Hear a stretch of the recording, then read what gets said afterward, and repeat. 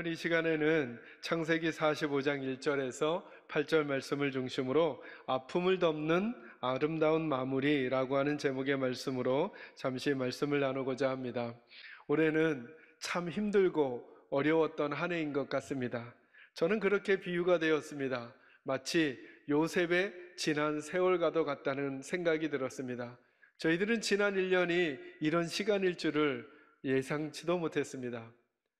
지난 1월 달에 새해를 출발하면서 우리는 부푼 꿈을 안고 올해는 좀 더 좋은 한 해가 될 거라는 기대와 소망을 가지고 야심차게 한 해를 시작하지 않았습니까? 갑자기 다가온 팬데믹 상황 속에 우리들은 그동안 하던 일들을 많이 거두어야 했었고 할 수 있었던 많은 일들을 하지 못하는 시간을 갖게 되었습니다. 그런데 오늘 그 비슷한 상황을 살았던 요셉이 이제 그 상처들을 다시 끄집어낼 수 있는 사람들을 만나면서 그가 보이는 태도는 제게는 이렇게 보여집니다. 그가 삶의 한 단락을 지혜롭게 마무리하고 새로운 삶을 출발하고 있다고처럼 보여지는 것입니다. 그래서 그가 보여주고 있는 그 지혜로운 마무리가 오늘 코로나로 1년을 보낸 그리고 위기와 아픔, 여러 가지 곤란한 상황들로 점철되었던 우리들의 지난 시간들을 지혜롭게 잘 마무리할 때 우리의 새로운 날들이 다가오지 않겠는가라고 하는 의미에서 오늘 요셉의 삶을 살펴보면서 우리가 어떻게 그 마무리를 할 수 있겠는가? 저는 요셉의 마무리가 이렇게 느껴집니다. 그의 아픔을 덮는 아름다운 마무리였습니다. 그리고 그에게 새로운 출발이 있는 거죠. 우리의 지난 1년이 여러 가지 상황으로 우리에게 아픔일 수도 있고 그리고 힘듦일 수도 있고 상처일 수도 있고 그리고 후퇴일 수도 있겠습니다. 그것을 덮는 지혜로운 마무리가 오늘과 이번 한 주간에 꼭 여러분의 인생 가운데 있기를 바라고, 그래서 새롭게 다가올 한 해를 하나님이 선물처럼 우리에게 주실 때 그 시간들이 주님 때문에 새로운 시간이 되기를 주님의 이름으로 축원합니다. 오늘 이 마음을 가지고 어떻게 우리가 지혜로운 마무리를 할 수 있을까? 요셉의 이야기를 좀 나누고자 합니다. 오늘 첫 번째로 저와 여러분이 살필 건 뭐냐 하면 과거에 매이지 말아야 지혜로운 마무리를 할 수 있다라고 하는 것입니다. 여러분 생각해 보면 아픈 과거와 상처가 없는 인생은 없습니다. 그죠? 이 자리에 있는 우리 교육자들 뿐만 아니라 방송으로 예배하고 있는 우리 성도님들도 한번 생각해 보십시오. 과거에 아픈 과거와 상처가 없는 인생은 아무도 없습니다. 근데 그 아픈 과거와 아픈 상처를 풀어가는 방법이 여러 가지일 수 있습니다. 복수와 미움으로 풀어가고 저주와 상처로 풀어가고 그리고 또 다른 방법으로 그것을 잘 마무리하고 새로운 출발로 풀어갈 수 있는 방법도 있을 수 있겠습니다. 여러분, 이 두 가지는 다른 인생을 가져오게 됩니다.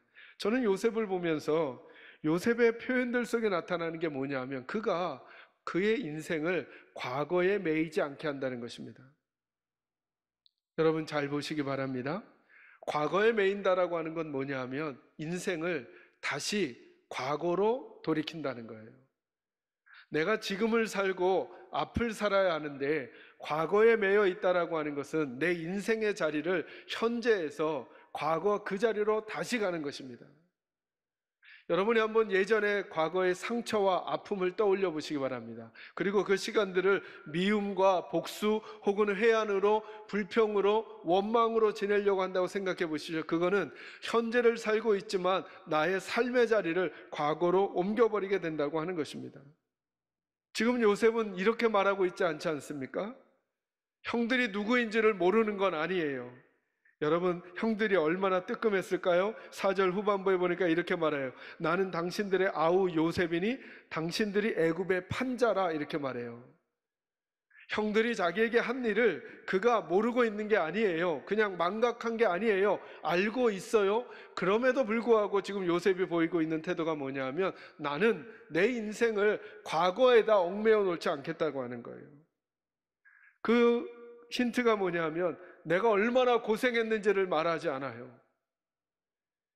형들이 나를 이렇게 종으로 팔고 죽이려고 하고, 그래서 내가 애굽에 와서 얼마나 고난과 역경의 삶을 살았는지 그들에게 한탄하지 않아요. 그는 뭐라고 고백하는가 하면, 나를 이곳에 보낸 이는 당신들이 아니라 하나님이라는 거예요.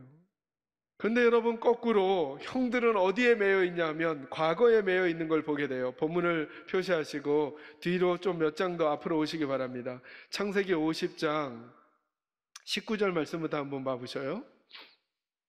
요셉이 이렇게 말합니다. 요셉이 그들에게 이르되 두려워하지 마소서, 내가 하나님을 대신하리이까. 당신들이 나를 해하려 하였으나 하나님은 그것을 선으로 바꾸사 오늘과 같이 많은 백성의 생명을 구원하게 하시려 하셨나니 당신들은 두려워하지 마소서, 내가 당신들과 당신들의 자녀를 기르리이다 하고 그들을 간곡한 말로 위로하였더라. 아멘. 요셉의 태도를 보세요. 요셉은 뭐라고 말하느냐 하면, 자기는 하나님을 대신하지 않겠다라고 하는 거예요. 당신들은 나를 해하려 했지만 나는 당신들을 해하지 않겠다는 거예요. 왜냐하면 하나님이 그것을 선으로 바꾸셨기 때문에 그렇다는 거예요. 왜 요셉이 이 말을 할까요? 형들이 그를 두려워하고 있었기 때문에 그렇습니다. 15절 말씀해 보세요. 요셉의 형제들이 그들의 아버지가 죽었음을 보고 말하되, 요셉이 혹시 우리를 미워하여 우리가 그에게 행한 모든 악을 다 갚지는 아니할까 하고 두려워했다는 거예요.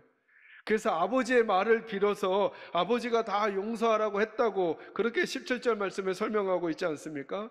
무슨 말이냐 하면, 이 형들은 요셉을 처음 발견했을 때부터 과거의 사건이 떠올랐어요. 그리고 그 과거에 매여서 과거를 청산하지 않고 과거에 매인 자기들의 모습을 그대로 유지하고 있는 거예요. 그래서 자기의 동생이 요셉이라고 하는 사실을 안 그 순간부터 그들의 삶은 더 지옥으로 떨어진 거죠. 사실은 배가 고픈 게 문제였거든요. 그런데 그 사실을 알고 난 이후부터는 배가 고픈 게 문제가 아니라 자기들의 생명이 더 위태로워질 거라고 하는 두려움 가운데 빠지게 된 것입니다. 왜냐하면 과거에 붙들려 있기 때문에 그렇습니다.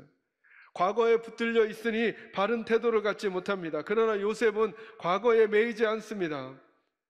저는 우리 사랑하는 계산제일교 식구들에게 이 즈음에 한번 여쭙고 싶은 것입니다. 우리들도 지금 이 즈음에 과거를 보낼 수 있겠는가? 나는 과거에 내 개인적으로, 우리 가정적으로 내 삶에서 일어나고 있었던 그런 상처와 아픔과 그리고 그런 힘든 문제들을 가지고 나는 어떤 식으로 이 문제를 풀어가려고 하고 있는가를 한번 생각해 보자는 것입니다. 우리는 무엇을 선택하는가? 과거에 내게 벌어난 일들이 오늘도 영향을 주도록 나는 과거에 살고 있는가?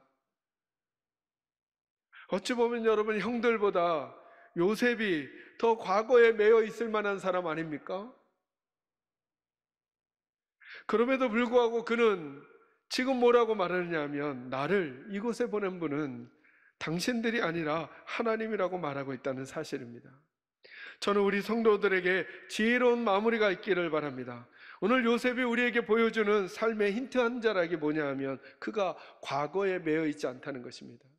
맞아요. 오늘 눈앞에 보이는 형들은 과거의 사람들이죠. 내게 아픔을 주고 상처를 주었던 사람들이죠. 근데 요셉은 그들 때문에 인생을 살지 않고 과거의 일들을 정리하고 새로운 인생을 출발하고 있는 것을 보게 되지 않습니까? 지난 1년 동안 우리에게 벌어졌던 일들에 대해서도 저와 여러분에게 이 지혜로운 태도가 있기를 주의 이름으로 축원합니다. 두 번째로, 상처와 미움으로 삶을 낭비하지 말아야 합니다. 이건 다른 단어로 다 바꾸셔도 됩니다. 원망으로 삶을 낭비하지 마셔야 합니다. 불평으로 삶을 낭비하지 마셔야 합니다. 싸움으로 삶을 낭비하지 마셔야 됩니다. 무슨 말이냐 하면 45장 4절 이하에 보면 요셉은 알고 있었습니다. 그들의 한 일을 알고 있었고, 그리고 그들이 자기에게 준 아픔을 알고 있었습니다. 말씀드린 대로 용서라고 하는 것은 망각하는 게 아닌 거죠. 그 사람이 내게 한 일을 모르는 게 아닙니다. 알고 있었습니다. 그런데 그는 의도적으로 선택합니다. 의도적으로. 뭘 선택하느냐 하면, 그 사건을 선택하는 게 아니라, 이 사건이 아니라 내게 앞으로 다가올 시간을 선택해버립니다. 그러면서 말씀하는 거죠. 하나님이 하신 일을. 저는 우리들의 인생이 싸움의 대상을 바르게 해야 한다고 생각합니다. 나는 무엇하고 싸울 것인가? 내게 벌어진 부정적인 일, 내게 벌어진 안 좋은 일, 이 일과 싸울 것인가? 아니, 그렇지 않으면 아직 내게 쓰여지지 않은, 그려지지 않은 또 다른 인생의 시간과 싸울 것인가? 근데 많은 경우 우리는 어디와 싸우게 되느냐 하면 지나간 시간과 지나간 상황과 지나간 사람과 싸우는 경향이 매우 많다는 것입니다. 특별히 여러분 요셉의 입장에서는 그는 다른 이들과 비교할 수 없는 권력을 가지고 있거든요. 그래서 그는 지금 할 수 있습니다. 복수를 할 수 있고 보복을 할 수 있고 그들이 그에게 가했던 그 아픔보다 더 큰 아픔과 충격을 줄 수 있는 그 자리에 지금 있다는 것이죠. 근데 그는 그 싸움을 하지 않습니다. 이런 설명이죠. 이전의 사건 때문에 자신의 삶을 소비하지 않아요. 이전의 사건과 이전의 일들 때문에 그것을 회한하고 원망하고 불평하고 미워하고 그 상처 때문에 보복하려고 하고 되갚아 주려고 하고 그 상처가 나를 망가지도록 그의 삶을 낭비하고 있지 않다라고 하는 것입니다. 맞아요. 1년의 삶을 돌이켜보니까 저를 포함해 우리 모두가 실수한 게 있고 판단을 잘못한 게 있고 부족한 게 있고 연약한 게 있고 이해하지 못할 아픔을 당한 게 있고 공격을 당한 게 있고 상처를 받은 게 있을 수 있겠어요. 그래서 그것을 가지고 오늘을 살고 그것을 가지고 어떻게 이것을 되갚아 줄까? 이것 때문에 내 인생을 이렇게 살아야 되겠다라고 하는 일을 하고 있다면 요셉의 태도와는 조금 다른 것 같아요. 그 상처투성이의 요셉이 자기의 삶의 페이지 페이지를 상처와 미움, 보복과 원망, 후회와 해안으로 보내지 않고 있다는 점을 주목할 필요가 있다는 거예요. 마치 모든 삶의 장면들이 또다시 시작되는 것 같아요. 저는 우리 사랑하는 계산제일교 식구들에게도 올 1년을 그렇게 마무리했으면 좋겠다는 거예요. 올 1년이 이렇기 때문에 내년도 우리에게 이럴 거야 라고 할 필요 없다는 거예요. 또 다른 삶의 페이지로 다가오는 2021년을 맞는 거죠. 여러분 성경 한 구절 찾아볼까요? 에베소서 5장 15절 말씀 한번 찾아보시기 바랍니다. 에베소서 5장 15절 17절까지 말씀인데요. 에베소서 5장 15절에서 17절 우리 다 같이 한번 읽어볼까요? 읽겠습니다. 시작. 그런즉 너희가 어떻게 행할지를 자세히 주의하여 지혜 없는 자같이 하지 말고 오직 지혜 있는 자같이 하여 세월을 아끼라. 때가 악하니라. 그러므로 어리석은 자가 되지 말고 오직 주의 뜻이 무엇인가 이해하라. 아멘. 여기 보니까 16절에 그런 말씀이죠. 세월을 아끼라 이렇게 말해요. 세월을 아끼라. 세월을 아끼라. 어떻게 하는 것이 세월을 아끼는 걸까요? 지혜로운 자의 특징이 세월을 아낀다는 거예요. 여러분 지혜로운다는 게 뭘까요? 성경의 지혜는 믿음과 관련이 있어요. 믿음과. 그러니까 믿음 있는 자가 가져야 될 덕목 중에 하나가 뭐냐면 세월을 아끼는 거라는 거예요. 세월을 아낀다는 게 뭘까요? 잘못된 일에 우리의 삶을 낭비하지 않는 거예요. 그 중에 오늘 본문과 연관한다면 그 잘못된 일이라는 게 뭐냐면 우리의 미움과 상처, 보복, 불평, 원망, 다툼으로 우리 시간을 낭비하지 않는 거예요. 지금 제가 썼던 그 모든 용어들은 지금의 시간이 아니라 이전의 시간과 연관되어 있는 거예요. 그러면 그 시간을 살게 되면 내 앞의 시간도 망가지게 되는 거죠. 저와 여러분이 누군가에게 불평을 하고 원망하는 그 순간 우리들은 미래를 위해서 준비할 수 있는 내 태도를 할 수가 없는 거예요. 과거의 시간을 묵상하고 있는 그 순간 우리는 다가오는 시간을 묵상할 수가 없는 거예요. 과거의 사람을 떠올리는 그 순간 내가 다시 만날 사람을 떠올릴 수가 없는 거예요. 원망과 불평을 내뱉는 그 순간 내 속에서 생명의 말이 나갈 수가 없는 거예요. 앞에 했던 그 단어들은 모두 다 지금의 내 삶을 망치고 허비하는 것입니다. 그러면 앞의 시간을 허비하게 되는 것이죠. 하나님 말씀하시죠. 세월을 아끼라. 때가 악하니라. 너희는 어리석은 자가 되지 말고 지혜로운 자가 되라 말씀하십니다. 우리 성도들에게 여쭙습니다. 여러분들은 요즘 여러분의 시간을 어떻게 보내고 계십니까? 여러분은 여러분의 삶을 낭비하고 계십니까? 아니면 또 다른 삶의 페이지를 준비하고 계십니까? 바라기는 여러분에게 이 믿음의 지혜가 꼭 있기를 주의 이름으로 축원합니다. 우리 세 번째 말씀 한번 보겠습니다. 인생을 하나님으로 풀어가셔야 합니다. 그래야 지혜로운 마무리와 새로운 출발을 할 수 있습니다. 여러분, 오늘 요셉이 했던 모든 말들을 한번 잘 보시기 바랍니다. 그는 이렇게 말합니다. 여러분, 이 말이 어찌 보면 조금 허무맹랑하고 어찌 보면 허세처럼 느껴지고 억지처럼 느껴지지 않습니까? 나를 이곳에 보낸 사람은 당신들이 아니라 하나님입니다. 이렇게 말하잖아요.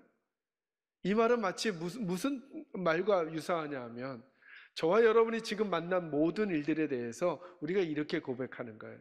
이게 다 하나님의 인도하심이라고. 근데 만약에 상황이 좋은 상황이면 그렇게 말할 수 있겠죠.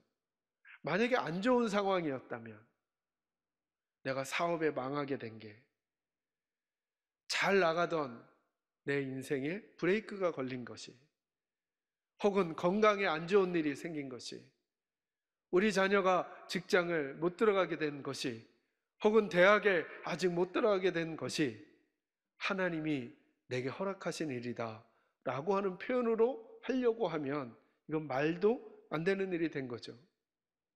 근데 요셉은 지금 뭐라고 말하는 거냐 하면, 당신들이 나를 죽이려고 하고 나를 종으로 팔아 나를 애굽에 보냈지만 그건 당신들이 한 게 아니라 하나님이 한 것입니다 라고 지금 그는 그렇게 말하는 거예요. 이 말이 이해가 되십니까? 특별히 7절에 보면 이렇게 이야기를 이어갑니다. 하나님이 큰 구원으로 당신들의 생명을 보존하고 당신들의 후손을 세상에 두시려고 나를 당신들보다 먼저 보내셨나니 그런즉 나를 이리로 보내니는 당신들이 아니요 하나님이시라. 하나님이 나를 바로에게 아버지로 삼으시고 그 온 집의 주로 삼으시며 애굽 온 땅의 통치자로 삼으셨나이다 라고 말하면서, 심지어 하나님이 나를 먼저 보내셔서 당신들을 구원하려고 하셨다 이렇게 말하고 있습니다. 이 말이 억지처럼 보이지 않냐는 말이죠. 그래서 믿음을 가진 우리들조차도 내게 벌어진 일들을 하나님으로 풀지 않고 그냥 사람으로 푸는 것이죠. 저 사람 때문에 내가 이런 일을 당했고, 저 사람 때문에 내가 이렇게 어렵고, 저 사건 때문에 내 인생이 이렇게 꼬였다라고 정도로 말하려고 하는 것이죠. 근데 오늘 요셉은 인생을 사람에게 맡기지 않아요. 그 사실을 몰라서가 아니에요. 형들이 자기를 판 거, 형들이 자기를 죽이려 했던 거, 그 일이 자기 인생의 트라우마를 가지고 올 수도 있었던 그 사건의 시발점이 되었다는 사실을 몰라서가 아니에요. 근데 그는 자기의 인생을 사람에게 맡기지 않아요. 그들은 그렇게 했을지라도 내 인생은 하나님의 손 안에 있다는 거예요. 인생을 하나님의 관점으로 푸는 거죠. 긍정의 일을, 부정의 일을. 요셉은 자기의 인생을 불행한 인생으로 해석할 수 있는 여지가 너무나 많았어요. 가장 불행하고 가장 아픈 인생으로, 가장 비참한 인생으로 해석할 여지가 너무 많았어요. 근데 요셉은 그렇게 해석하지 않아요. 요셉은 하나님을 미워할 수 있는 선택을 할 만한 여지가 너무 많았어요. 하나님이 정말 살아계신다면 내게 이런 일이 생길 수 있을까? 하나님이 정말 내 편이시라면, 하나님이 정말 나의 목자라면 내게 이런 일이 있을 수 있을까? 라고 하는 생각을 하고 하나님을 미워하고 하나님에게 등을 질 만한 선택을 할 수 있는 여지가 너무나 많았어요. 근데 그의 해석과 선택이 달라요. 그래서 그 다른 해석과 선택이 그의 인생을 전혀 다른 국면으로 가져오는 거죠. 오늘도 피비린내 나는 보복과 그리고 대갚음과 안갚음의 시간을 도리어 그들을 살리고 그들에게 하나님의 구속 계획을 알려주는 놀라운 시간으로 바꾸고 있다라고 하는 것입니다. 이건 은혜를 받아야 알아지는 거예요. 우리만 힘든 인생은 없어요, 여러분. 우리만 아픈 인생은 없어요. 우리만 괴로운 인생은 없어요. 어느 가정도, 어느 개인도, 어느 공동체도 늘 문제와 아픔, 갈등을 가지고 살아요. 문제는 여기에 있어요. 그걸 어떻게 해석하냐예요. 그리고 그걸 해석한 다음에 어떻게 선택하냐예요. 저는 우리 사랑하는 계산자의 식구들도 올 1년을 마무리하면서 이 태도가 있기를 바라요. 하나님 없이 올 1년 산 것처럼 말하지 말고 하나님과 함께 올 1년을 한번 생각해 보는 거예요. 그리고 우리 인생을 사람에게 맡기지 말고 우리 인생을 상황에 맡기지 말고 우리 인생을 하나님께 맡기자는 거죠. 목회를 하는 저는 우리 교회를 사람에게 맡기지 말고 상황에 맡기지 말고 우리 하나님에게 우리 교회를 맡기는 거죠. 가정을 꾸려가는 여러분들은 여러분의 가정을 사람에게 맡기지 말고 상황에 맡기지 말고 하나님께 다시 맡기는 거죠. 왠지 상황은 이러함에도 불구하고 하나님께서 다시 우리 교회와 우리 가정과 우리 인생을 붙들어 주신다고 하는 사실이 내 마음속에 해석되어지고 선택되어지기만 하면 왠지 우리 마음에서 힘이 나지 않습니까? 저는 또다시 그래서 다가오는 새해가 기대가 됩니다. 지난 1년 동안에도 우리에게 아픔투성이인 것 같았지만 그때그때 베풀어 주셨던 하나님의 은혜가 있었어요. 지난 1년을 돌이켜보아도 우리에게 순간순간 공격의 시간이 있었던 것 같지만 하나님이 방패가 되어주시고 막아주시는 시간들이 있었음을 부정할 수가 없어요. 도무지 못 살 것 같은 시간들이 있었던 것 같지만 하나님은 또다시 이 시간까지 우리를 살아오게 해주셨어요. 그 하나님이 또 다른 삶의 페이지로 우리를 인도하시지 않겠냐는 거예요. 사랑하는 성도 여러분, 하나님을 여러분의 인생 가운데로 모시기를 주의 이름으로 축원합니다. 그렇게 지혜롭게 한 해를 마무리하시고 새로운 날들을 맞으시기 바랍니다. 이제 성경 구절 한 구절만 한 군데만 찾아보고 말씀 마무리할까요? 이사야 43장 18절 말씀 한번 찾아보시기 바랍니다. 우리 다 같이 한번 읽어볼까요? 읽습니다. 시작. 너희는 이전 일을 기억하지 말며 옛날 일을 생각하지 말라. 보라, 내가 새 일을 행하리니 이제 나타낼 것이라. 너희가 그것을 알지 못하겠느냐? 반드시 내가 광야에 길을 사막에 강을 내리니 장차 들짐승 곧 승냥이와 타조도 나를 존경할 것은 내가 광야의 물을 사막에 강들을 내어 내 백성 내가 택한 자에게 마시게 할 것임이라. 이 백성은 내가 나를 위하여 지었나니 나를 찬송하게 하려 함이니라. 아멘. 뭐라 말씀하세요? 너희는 이전 일을 기억하지 말며 옛날 일을 생각하지 말라 말씀하세요. 그죠? 과거에 매여 있지 말라는 거죠. 제가 이 말씀을 영어로 읽다가 놀라운 표현이 하나 있어요. 여기 옛날 일을 생각하지 말라라고 하는 영어식 표현은 우리말로 읽으면 이렇게 읽는 거예요. 과거에 살지 말라. 옛날 일을 생각하지 말라가 영어식 표현으로는 dwell on이라는 표현을 쓰는데요. 과거에 살지 말라는 거예요. 그러면서 19절 말씀에 보라 내가 새 일을 행할 것이다. 맞아요. 우리 인생 하나님께 맡기면 하나님이 새 일을 행해 주실 거랍니다.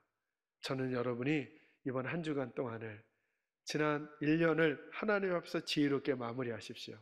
과거로 살지 마시고 상처와 미움으로 시간을 낭비하지 마시고 다가오는 삶의 페이지를 하나님으로 풀어 하나님이 간섭하시는 인생, 하나님이 붙들어 주시는 인생, 하나님이 새로운 일을 행하시는 인생이 저와 여러분의 인생이 꼭 되시기를 주님의 이름으로 축원합니다. 기도하겠습니다.